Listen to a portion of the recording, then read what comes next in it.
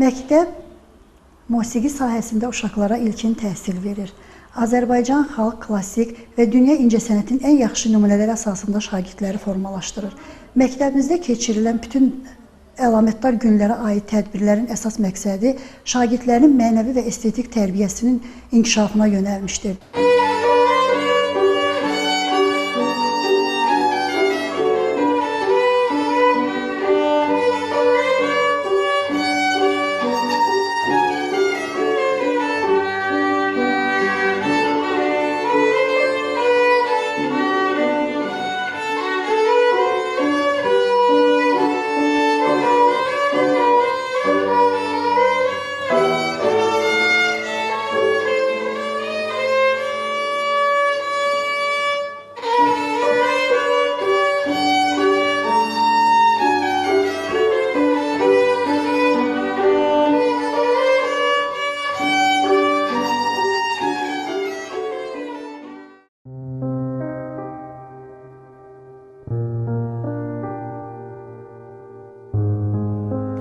Üzeyir Hacıbəyli adına 11 illik musiqi məktəbi fəaliyyətə 1953-cü ildən başlamışdır.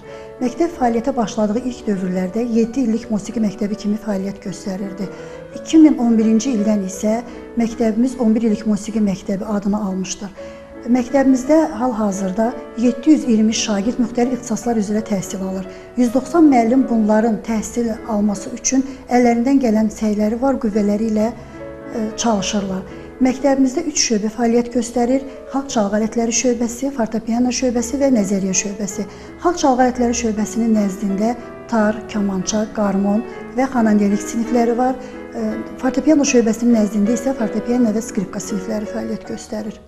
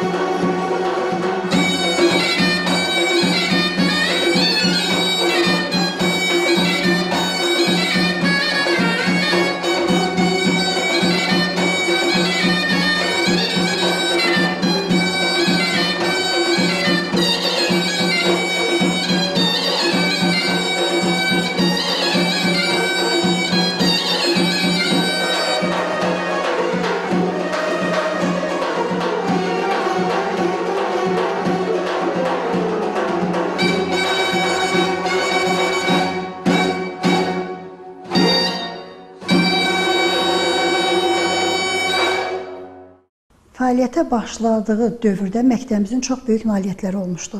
Hal-hazırda məktəbdə xalq çalğı alətləri orkestri, kamera ansamblı, xor kollektivi və xalq çalğı alətləri ansamblı fəaliyyət göstərir. Məktəbimizin demək olar ki, ən böyük uğuru xor kollektivi ilə olmuşdur. Belə ki, müxtəlif illərdə 2-ci, 3-cü və 1-ci yerə layiq görülmüşdür.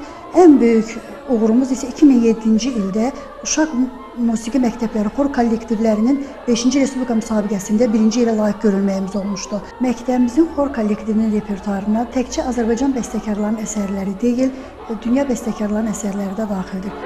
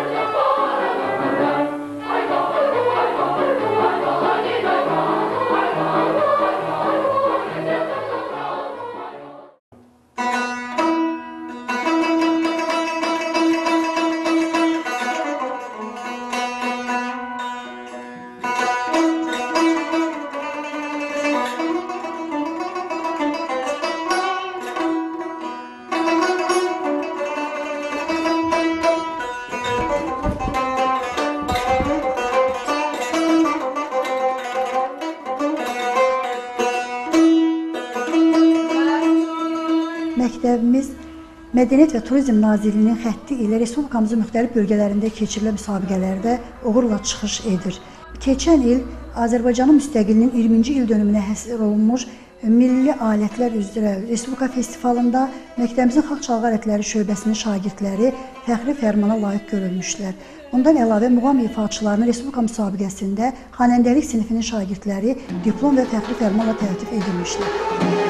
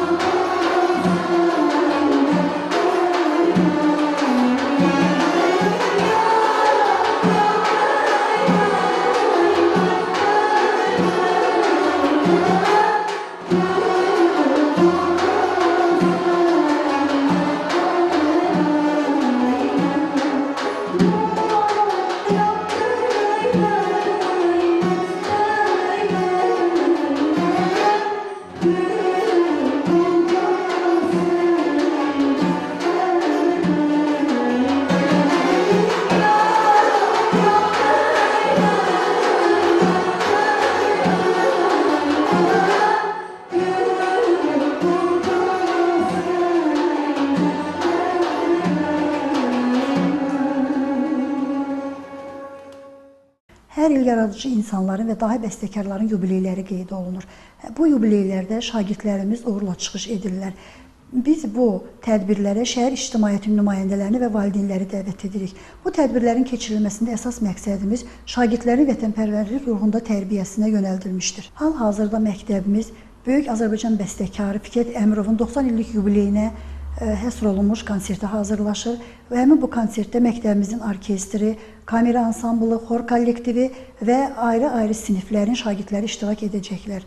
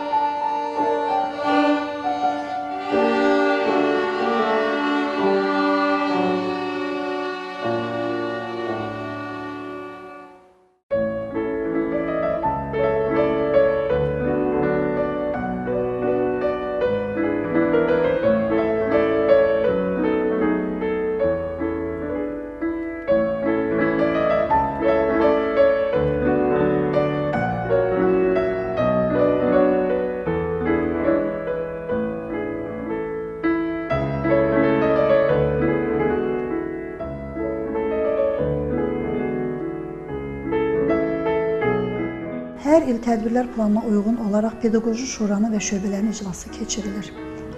Hər yarım ilin sonunda akademik konsertlər və şagirdləri texniki yoxlamadan keçirirlər. Məktəbimizdə bundan əlavə demək olar ki, 31 dekabr Azərbaycanlıların Həmrəylik Günü münasibəti ilə, 8 mart Qadınlar Günü münasibəti ilə, Novruz Bayramı münasibəti ilə böyük və geniş tədbirlər hazırlanır, konsert proqramları ilə çıxış olunur.